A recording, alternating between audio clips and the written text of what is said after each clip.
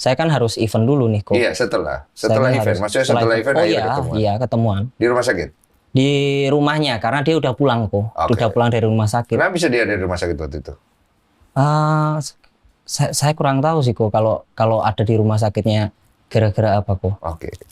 Jadi ketemu di rumahnya, akhirnya ngobrol lah kan? Akhirnya ngobrol. Saat itu dia bilangnya udah berapa bulan?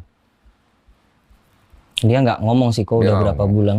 Intinya ya udahlah, udah terjadi. Ya jalanin bareng-bareng. Oke, itu inisiatif dari dia apa dari lo? Dari saya kok. Kamu bohong di counter loh pasti. Iya, dari saya. Dari kamu ya? Dia oke. Dia oke. Setelah itu kamu kasih tau orang tuamu nggak?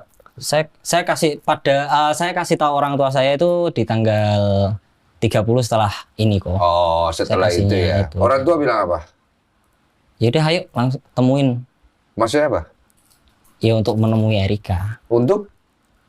Saya cerita kalau papa saya bilang kalau memang itu anakmu,